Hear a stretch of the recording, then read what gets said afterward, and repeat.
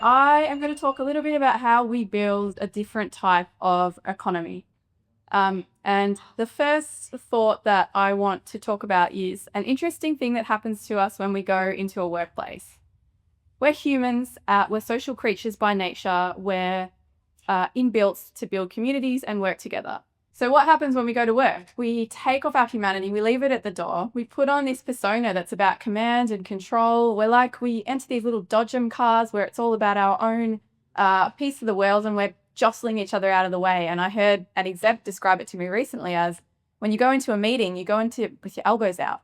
You're ready to fight and to hustle and to jostle, and it's a really interesting thing that we do because it's not in our nature. But there is a completely different way to do business where humanity and business can coexist together. So just imagine with me for a second that we have an economy where business is a means, not an end. And by that I mean business is a means to creating a fairer and more equitable Australia, community and world, as opposed to an end in itself where it exists to make profit for its business owners and its shareholders. So imagine, we want to be able to look back 50 years from now, 100 years from now, however long it takes, and we want to say, remember that time when business existed just to make profit? Wasn't that strange? Wasn't that weird? We want that to sound as unusual as things like slavery or women not having the vote sound to us now. Or conversations I have with my nieces when, they understand that I didn't have Netflix when we were growing up and you had to go to a video shop to watch a movie. And their faces, the incredulous look you get from them of like, but how did you live? That's what we want this future world to be like when we're looking back and saying, but why did we exist like that? Why did we have business that existed just to make profit? Because we've become completely desensitized to the situation we're in, where we have business making eye-watering amounts of money, and then we have other people in our communities that are making choices between paying for their medication or paying for their rent. And that's not okay. But we exist with this situation every day. So what I'm interested in and passionate about and want to talk about is, how do we create different types of business? What would that look like? Enter social enterprise. Who's heard of social enterprise before? A couple of people. Yes, good. Social enterprises it's a business like any other business, but it exists for the specific purpose of solving a social or environmental problem. So it's turning business inside out, it's turning it on its head, it's making it and breaking it and coming up with a different way to use the traditional business construct. And the best way to think about it is it takes the head of a corporate and all of that commercial acumen and logic and experience and expertise, and then it mashes it up with the heart of a charity. And there's impact logic in there too. How do you create community outcomes, well-being outcomes, all of those things? Puts those two things together into one business model. It might sound like a new industry. We're talking this morning. It sounds a little bit like it's a startup. I call it a best kept secret often. There are thousands, millions of these around the world. They've been here for decades in all countries around the globe. There's millions globally, 10 million social enterprises estimated around the world, creating 200 million jobs and 2 trillion to the economy in contribution. And then if we look to Australia, the estimate is that there's 12,000 social enterprises in our country here, creating over 200,000 jobs and contributing over $21 billion to the economy. And the sector's growing all the time. Of the social enterprises that we certify at Social Traders, 80% of them are increasing their revenue year on year. So this is not only an old sector, it's a growing sector. What we do at Social Traders, one of the things is certifying social enterprises, because it can be really tricky to identify one that's genuine from one that isn't. We're checking that social enterprises are doing 3 things that make a social enterprise. That is, first of all, they have purpose as their reason for existence, solving a social or environmental problem. That they are generating most of their revenue from business activity as opposed to charity, and that they're reinvesting the majority of that effort and resource back into their purpose. So there's 700 certified social enterprises now in Australia, and this is how you can identify ones that are genuine from others. Just have a look at the business model of social enterprise. How does it work? What does this mean? We did some research last year where we looked at 6,000 social enterprises across Australia, and what were the characteristics of them in general. So if we look first of all at the business side of social enterprise, Across those 6,000, 86% of their revenue is coming from business activities, as opposed to charitable donations or grants. 23% of all of those are generating all of their revenue from trade. So they're completely business focused and business minded in how they're operating. And 68% of them are reporting a net profit, which is higher than SMEs and higher than charities. So this is saying that these are successful businesses in their own right. But then at the same time, they are creating impact outcomes. So if we look at those that are certified by social traders, some of the things that we can tell are 27% of the revenue they generate is spent on impact costs. So what that means is that's the cost of delivering on their social environmental purpose. It's in addition to costs that traditional businesses would have to bear. So on top of delivering goods and services, they're spending 27% of their revenue on impact outcomes for communities. And 43% of the people they employ would otherwise be shut out of work.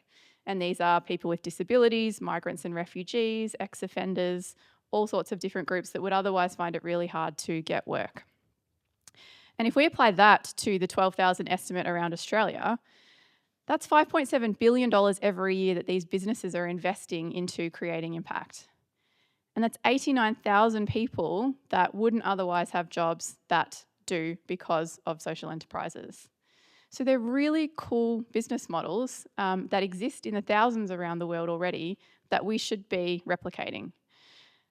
But the most important part is why that matters. Like, what's the impact that they're creating at the end of the day?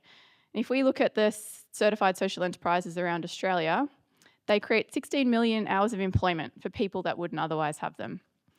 Over $230 million in community goods and services in underserved markets where products and services are not available, not accessible enough, not affordable enough.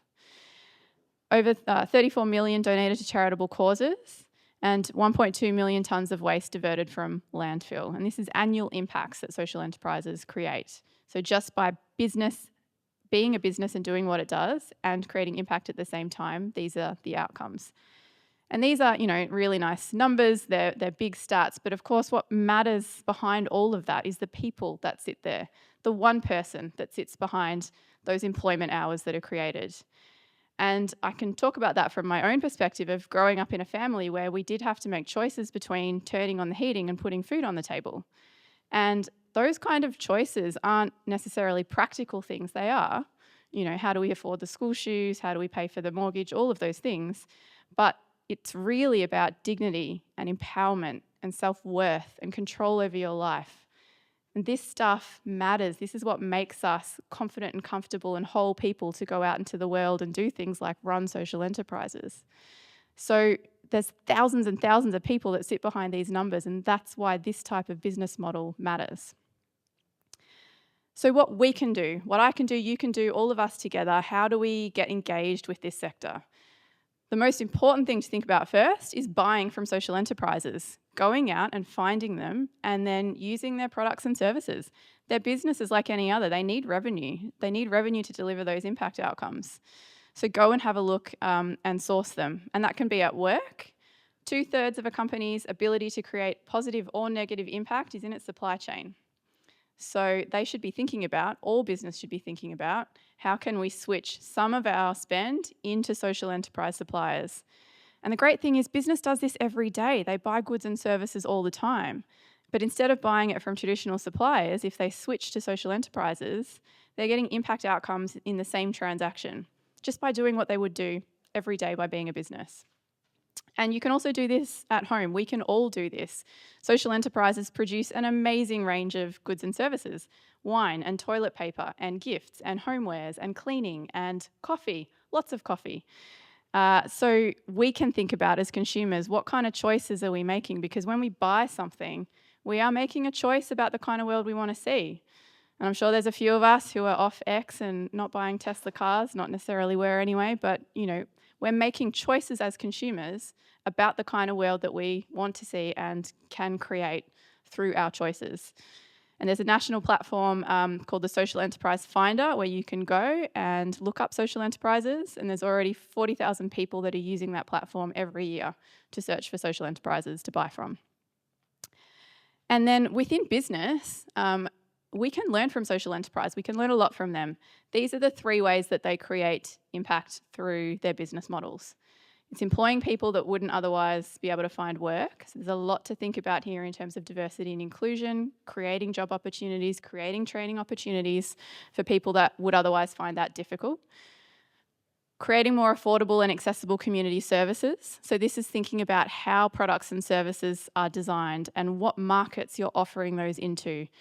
Things like there's one social enterprise that's a broadband provider that provides internet services for people that pay for it, but they take some of that revenue and then they provide it for free to families that couldn't afford to pay for it. So how can you think about business from a different perspective in order to help build fairer and more equitable country? And community partnerships. So this is where you can work with charitable partners to donate some profit to charitable causes. There's community volunteering programs, and this is about working with social enterprises and buying from social enterprises as well.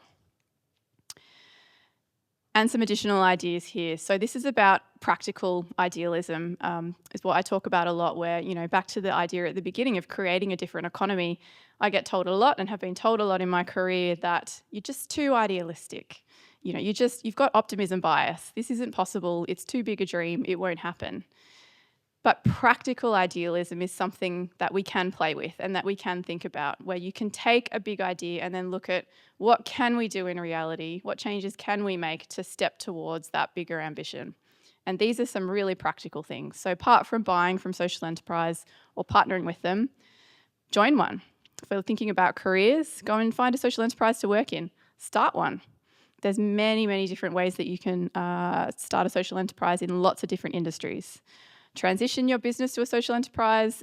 Big businesses doing that. Patagonia, they're a social enterprise, not yet certified, but they're operating as one. So that's an example of big business that can actually change the way it operates and the reason it exists in order to become a social enterprise model. And back them policy, research. When you're thinking about academic activities, how can you be thinking about research in the social enterprise space that could help the sector to become more well-known, better understood? And so it's kind of over to all of us to think about what we can do in this space to support the social enterprise sector. And there's 2 thoughts to leave you with as you're thinking about how we use business differently and think about business differently. And one is to be bold and to have a bit of fun and play with the ideas that you can create here. This is turning business on its head. This is the fun stuff. This is where you get to break the rules, to make and break, change things up and do it differently. So go and do that work. And I love that quote that says, those that say it couldn't be done and shouldn't be done shouldn't interrupt the people that are doing it. So go and be the people that are doing it. Go and do those things. And then the second thought is just remember to connect with the joy in this work. This is so much fun. It's really hard work, but the reason we keep doing it is because it's got amazing outcomes, and there's pure joy when you get to see the impact that gets created at the end of it. And so it's over to us to think about how we can do more of this work. And I say to people, business, when I'm talking to them a lot, think of it like this, that at the end of the working week, you go home, your kids ask you, a friend, partner asks you, what did you do at work this week? And you could say, I created value for shareholders, or I did some excellent risk mitigation and I reduced our cost base, and that was pretty cool. Or you could say, I helped take plastic out of the ocean, and I helped women escaping domestic violence recover their sense of self-worth. And I helped someone exiting the justice system to get back on their feet and make a fresh start. And that is what you do when you think like social enterprise, work with social enterprise, and act like a social enterprise. So that's what I encourage all of us to think about, so that we can get to that world in future where we look back and go, wasn't that weird when business existed just to make profit? Let's not have any more of that. Thank you.